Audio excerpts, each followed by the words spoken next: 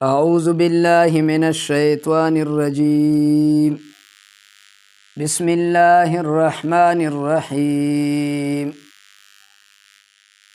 الحمد للہ رب العالمین الرحمن الرحیم مالک یوم الدین ایاک نعبد و ایاک نستعین اهدنا الصراط المستقيم صراط الذين أنعمت عليهم غير المغضوب عليهم ولا الضالين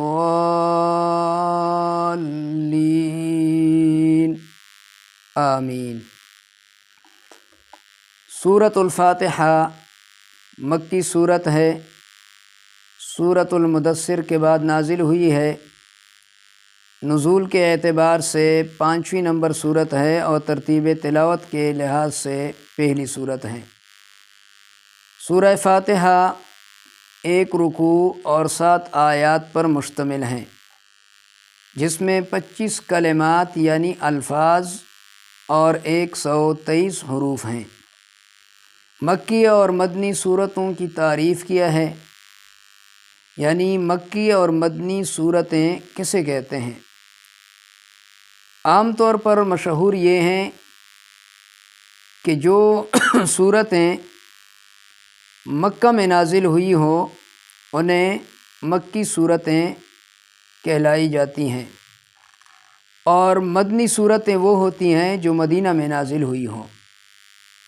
لیکن جمہور حضرات کا قول یہ ہے، جو کہ یہ قول مختار بھی ہے، کہ ہجرت سے پہلے نازل ہونے والی صورتیں وہ مکی صورتیں کہلاتی ہیں، پھر چاہے مکہ میں نازل ہوئی ہوں یا مکہ کے اطراف میں نازل ہوئی ہوں، یعنی جہاں بھی نازل ہوئی ہو، لیکن ہجرت سے پہلے نازل ہونے والی صورتیں مکی صورتیں کہلائی جاتی ہیں، اور ہجرت کے بعد جو صورت نازل ہوئی ہو وہ مدنی صورت کہلائی جاتی ہیں، پھر چاہے ہجرت کے بعد وہ مکہ ہی میں نازل کیوں نہ ہوئی ہو۔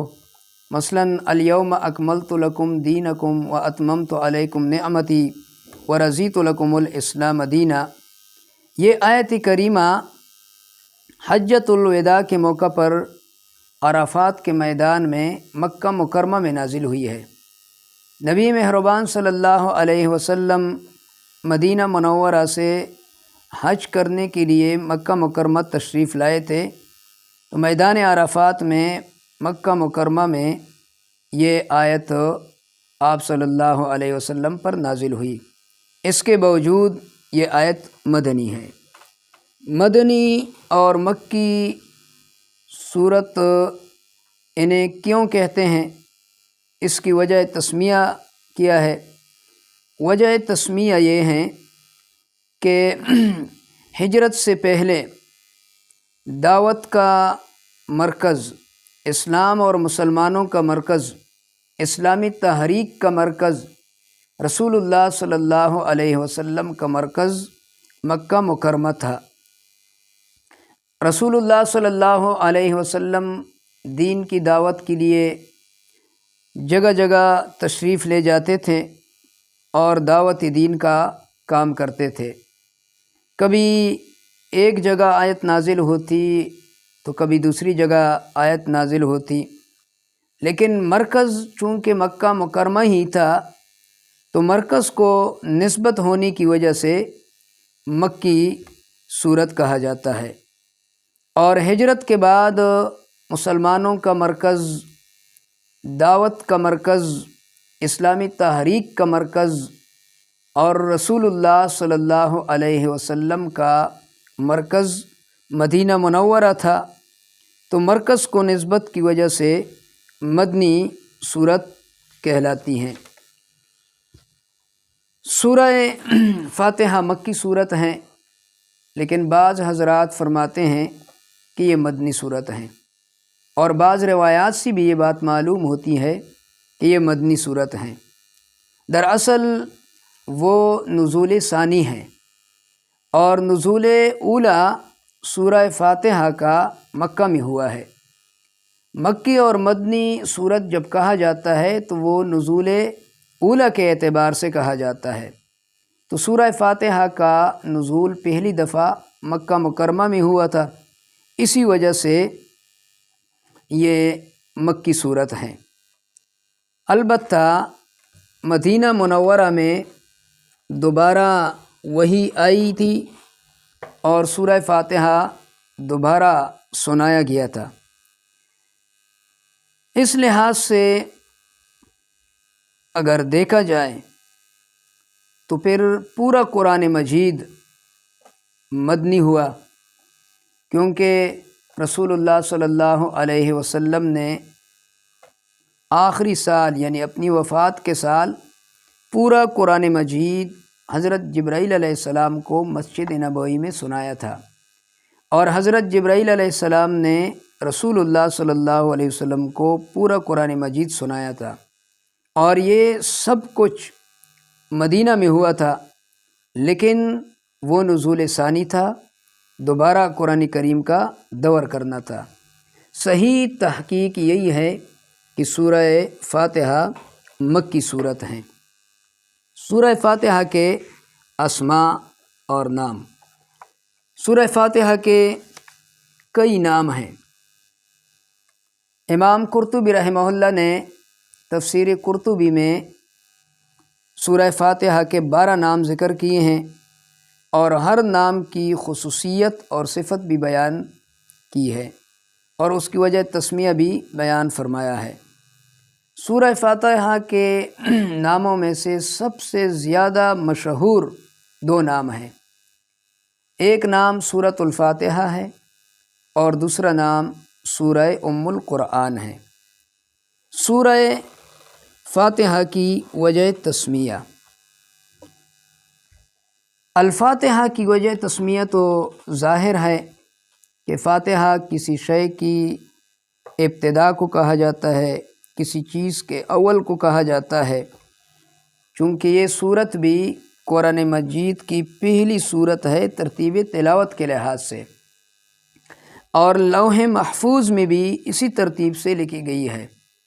رسول اللہ صلی اللہ علیہ وسلم کے قلب اطہر میں جس ترتیب سے جمع ہوئی ہے اور پھر مصاحف میں جس ترتیب سے لکھی ہوئی ہے، ان سب میں پہلی صورت سورہ فاتحہ ہے۔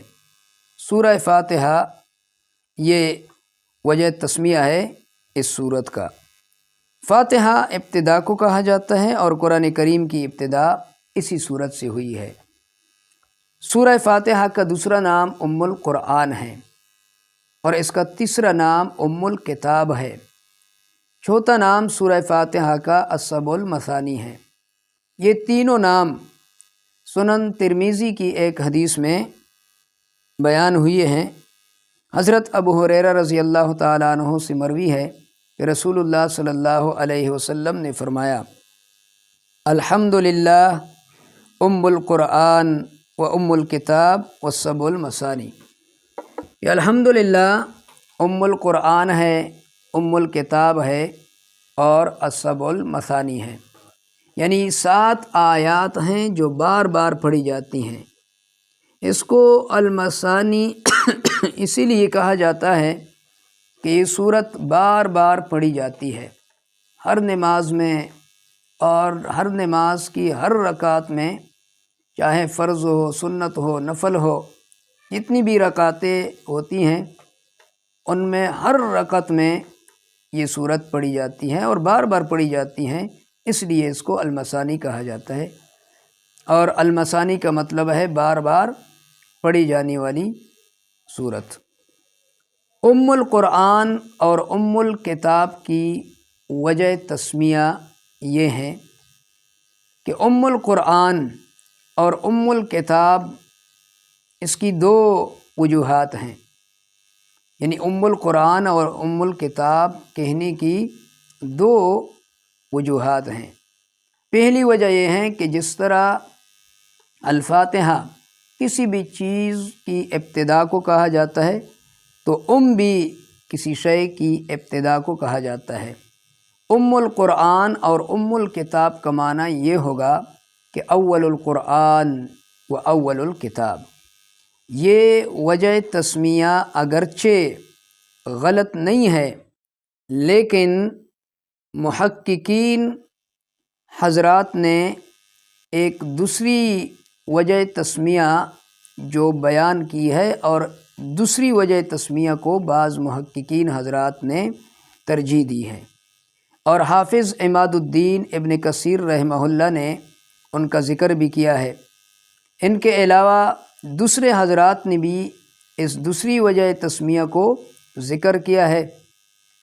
حافظ ابن قیم رحمہ اللہ کی ایک تفسیر ہے، اگرچہ وہ مکمل قرآن کریم کی تفسیر تو نہیں ہے، لیکن بعض صورتوں کی تفسیر کا ایک مجموعہ ہے جو کسی نے مرتب کر کے التفسیر القیم کے نام سے شائع کیا ہے۔ اس التفسیر القیم میں یہ دوسری توجیہ اور دوسری وجہ تسمیہ تفسیری بحث کے ساتھ ذکر کیا گیا ہے کہ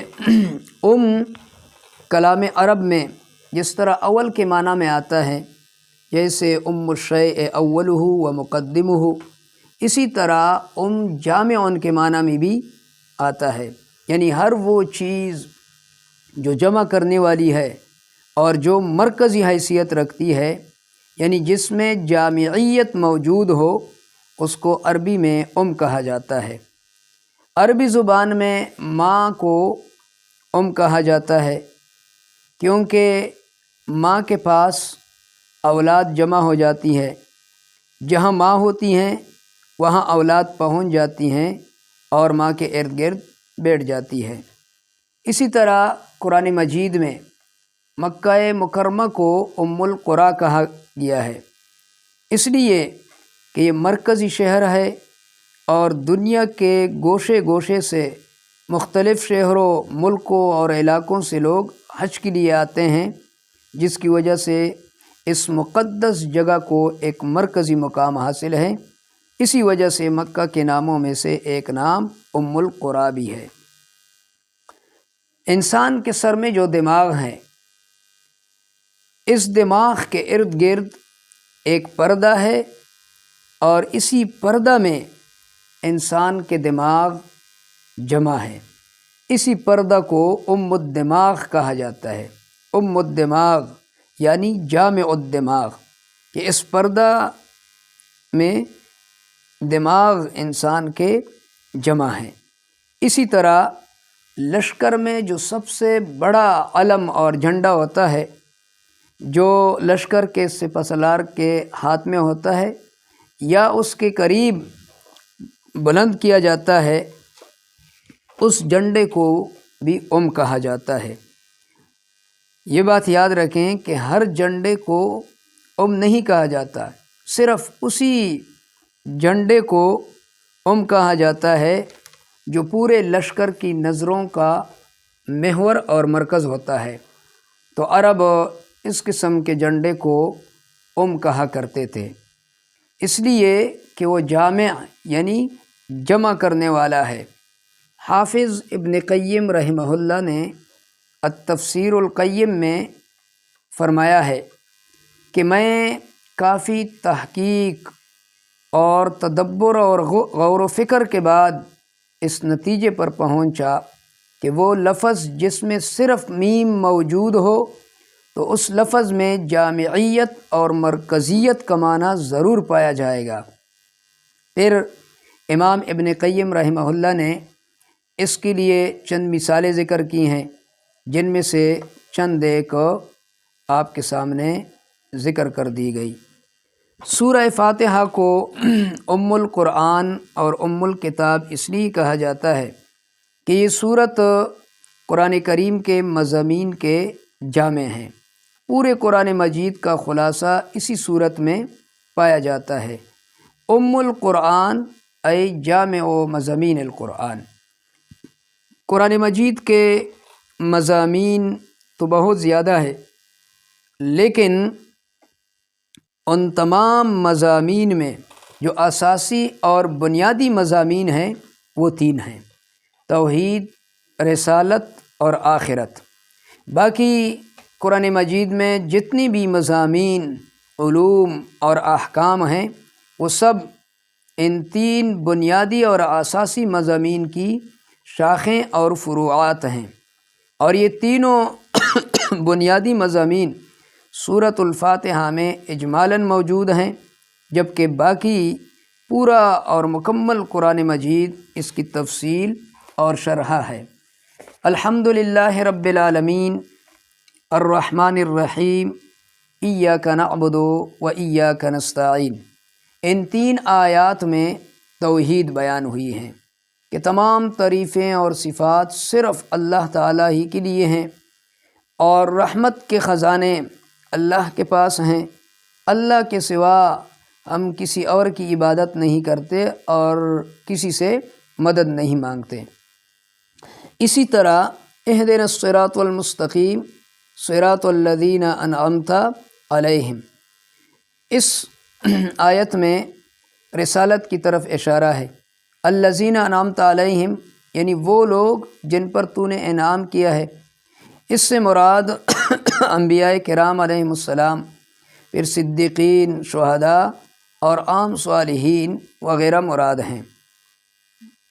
ان آیات میں انبیاء علیہم السلام کے راستے پر چلنے کا سوال کیا گیا ہے، جس سے یہ بات صاف ظاہر ہوتی ہے کہ انبیاء کرام کی ضرورت اور حاجت ہے۔ ان کے بغیر انسان صحیح راستہ اور ہدایت نہیں پا سکتا، اپنے عقل کے بل بوتے پر صحیح اور غلط کا انتخاب نہیں ہو سکتا۔ لہٰذا ان مذکورہ آیات میں رسالت کی طرف اشارہ کیا گیا ہے۔ مالک یوم الدین، اس آیت میں آخرت کا تذکرہ صراحتاً بیان ہوا ہے۔ سورہ فاتحہ میں تینوں اساسی، اصولی اور عقائد یعنی توحید، رسالت اور آخرت کو اجمالاً بیان کیا گیا ہے، جو باقی قرآن مجید میں مکمل تفصیل کے ساتھ بیان کیا گیا ہے۔ اسی بنا پر سورۃ الفاتحہ کو ام القرآن اور ام الکتاب کہا جاتا ہے۔ سورہ فاتحہ کا 5واں نام سورۃ الصلاۃ ہے۔ مذکورہ سورت کا نماز کے ساتھ یعنی سورہ فاتحہ کا نماز کے ساتھ بہت زیادہ تعلق ہے۔ حدیث میں نماز کے بارے میں کہا گیا ہے، اللہ تعالیٰ فرماتا ہے، حدیث قدسی ہے کہ میرے اور میرے بندے کے درمیان نماز تقسیم ہوئی ہے۔ اس حدیث میں الصلاۃ یعنی نماز سے مراد سورہ فاتحہ ہے۔ سورہ فاتحہ کو الصلاۃ اس لیے کہا گیا ہے، اس کی وجہ تسمیہ یہ ہے کہ سورہ فاتحہ کے بغیر نماز سرے سے ہوتی ہی نہیں، جس طرح حدیث میں آتا ہے کہ لا صلاۃ لمن لم یقرأ بفاتحۃ الکتاب، اس شخص کی نماز نہیں ہوتی جو سورۃ الفاتحہ نہ پڑھے۔ اگر پورا قرآن پڑھ لے لیکن سورہ فاتحہ نہ پڑھی ہو تو نماز نہیں ہوتی۔ ہر نماز اور ہر رکعت میں سورۃ الفاتحہ پڑھنا ضروری ہے۔ امام اور منفرد دونوں پر بالاتفاق فاتحہ پڑھنا واجب ہے، جبکہ مقتدی پر امام ابو حنیفہ رحمہ اللہ کے نزدیک واجب نہیں، باقی ائمہ حضرات کے نزدیک مقتدی پر بھی پڑھنا واجب ہے۔ اگر مقتدی نے امام کے پیچھے سورہ فاتحہ نہ پڑھی تو امام ابو حنیفہ رحمہ اللہ کے نزدیک امام کا پڑھنا کافی ہو جائے گا اور مقتدی کی نماز ہو جائے گی۔ اسی وجہ سے یہ صورت نماز کی صورت کہلائی، اس کو سورۃ الصلاۃ کہا گیا۔ چھٹا نام اس صورت کا سورۃ الحمد ہے۔ سورۃ الحمد، اس کو سورۃ الحمد اس لیے کہتے ہیں کہ اس میں اللہ رب العالمین کی حمد و ثناء بیان ہوئی ہے، اور حمد و ثناء کا طریقہ بتایا گیا ہے، یعنی الحمدللہ رب العالمین۔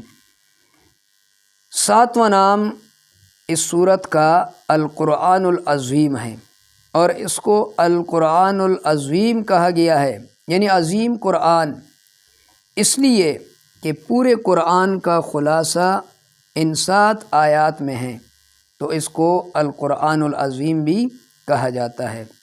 یہ امام قرطبی رحمہ اللہ کی تحقیق ہے۔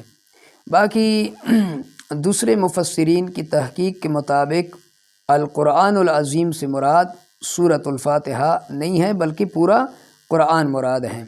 لیکن یہاں تو جو بحث چل رہی ہے یہ امام قرطبی رحمہ اللہ کی اس تحقیق کی بات ہو رہی ہے کہ جو سورہ فاتحہ کے ناموں کے بارے میں اور اسماء کے بارے میں امام قرطبی رحمہ اللہ نے اپنی تفسیر میں تحقیق کی ہے۔ 8واں نام اس سورت کا سورہ الشفا ہے۔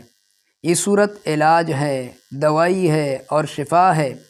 حضرت ابو سعید خدری رضی اللہ تعالی عنہ سے سنن دارمی میں ایک حدیث مروی ہے کہ رسول اللہ صلی اللہ علیہ وسلم فرماتے ہیں کہ فی فاتحۃ الکتاب شفاء لکل داء، کہ سورہ فاتحہ میں ہر بیماری کا علاج ہے۔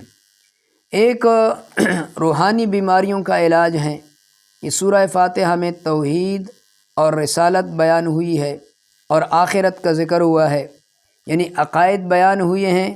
جب تو یہ سیکھ لیں تو تیرا علاج ہو جائے گا، شرک سے پاک ہو جاؤ گے اور توحید کا عقیدہ مضبوط ہو جائے گا۔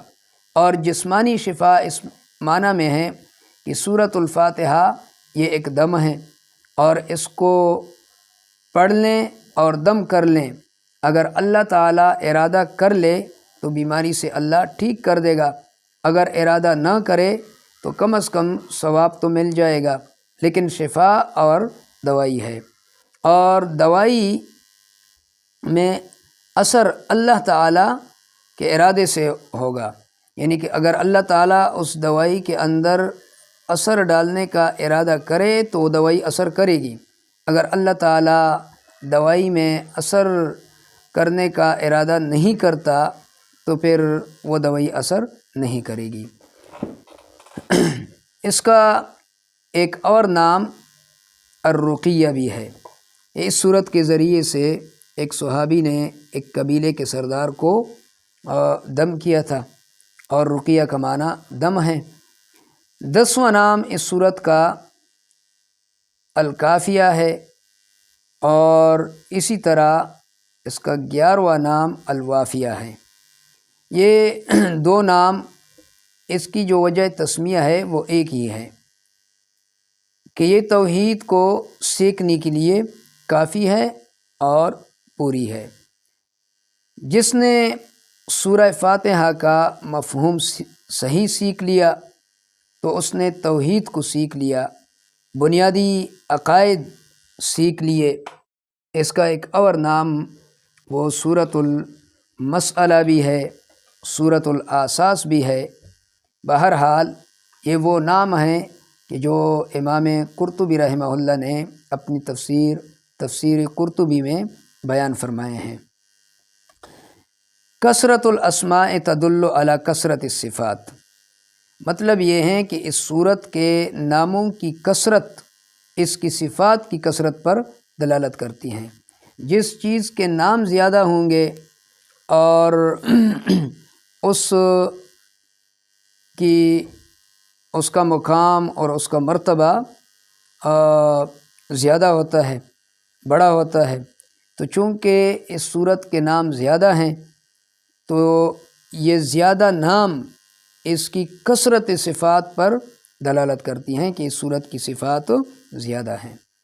یہ ابتدائی درس تھا سورہ فاتحہ کے ناموں کے بارے میں، مکی اور مدنی صورتوں کی تعریف کے بارے میں، اور سورہ فاتحہ کے اسماء کی وجہ تسمیہ کے بارے میں۔